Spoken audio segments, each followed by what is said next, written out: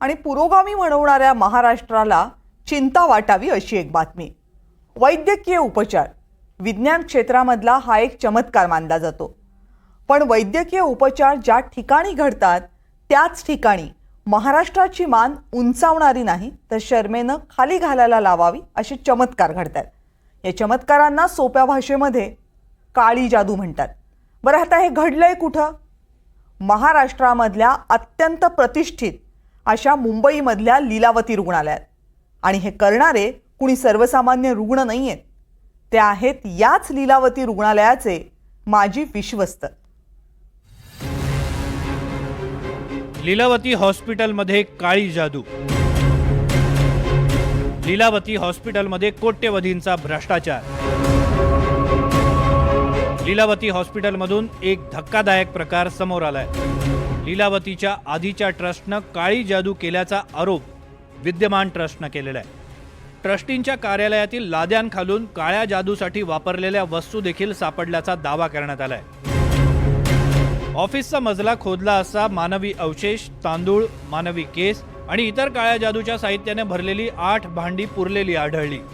और एक जो बहुत ही शॉकिंग घटना और जो हमारे सामने आई थी वो थी ब्लैक मैजिक से संबंधित, काले जादू से संबंधित।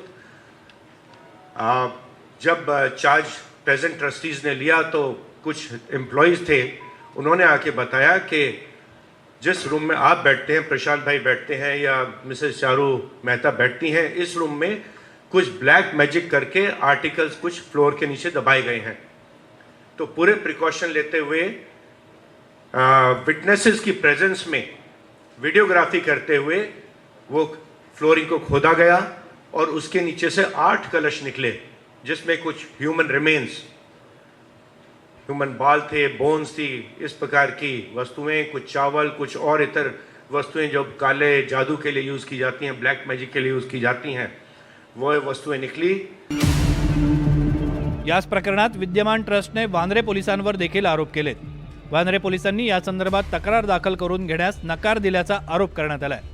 यानंतर लीलावती ट्रस्टनं वांद्रे कोर्टात धाव घेतली आणि आता स्वतः न्यायाधीश या सगळ्या प्रकरणाची चौकशी करणार आहेत। उसके बाद हमने बांद्रा पुलिस स्टेशन को अप्रोच किया कि ये जो महाराष्ट्र का एक एक्ट है, ब्लैक मैजिक एंड इवल प्रैक्टिसेस एंड इनह्यूमन प्रैक्टिसेस का एक्ट, उसके तहत इसमें गुना दाखिल किया जाए।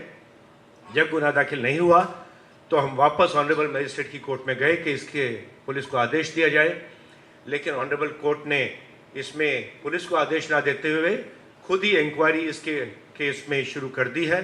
जो बीएनएसएस का नया सेक्शन आई थिंक 228 है, कोर्ट ने इसमें इंक्वायरी ऑलरेडी शुरू कर दी है। दुसरीकडे गेल्या 20 वर्षांपासून लीलावती रुग्णालयात 1200 कोटींचा घोटाळा झाल्याचाही आरोप नव्या ट्रस्टींनी केलाय। विविध कंपन्या आणि त्यांच्या संचालकांची संगनमत करून घोटाळा केल्याची ही तक्रार नव्या ट्रस्टनं केली आहे। प्रोसीजर को साइड में रखते हुए एक एंटिटी क्रिएट की गई, आउटसाइड एंटिटी एक्नामेड के नाम से, और सारे ट्रस्टीज उसमें इन्वॉल्व थे। और ये ऑल्टरनेटिव जो एंटिटी क्रिएट करके की गई उसके द्वारा करीब 1250 करोड़ की परचेज एंड प्रोक्योरमेंट बताई गई। वास्तव में ये परचेज प्रोक्योरमेंट हुई नहीं हुई इसका कोई रिकॉर्ड नहीं है, और ऐसा स्पष्ट है कि ये एक प्रकार का साइफनिंग फंड्स का बहुत बड़े स्केल पर था। और ये पूरा जो तीनों अब तक मैंने आपको गुने बताए हैं, ये एक हमने जब प्रेजेंट ट्रस्टीज ने चार्ज लिया, इरेगुलरिटीज उनके सामने आई तो उन्होंने फॉरेंसिक ऑडिट, एक बहुत ही प्रेस्टिजियस फॉरेंसिक ऑडिटर फर्म को अपॉइंट किया। लीलावती रुग्णालयात समोर आलेल्या कथित घोटाळा आणि काळ्या जादूच्या आरोपांमुळे सगळ्यांचेच डोळे चक्रावले।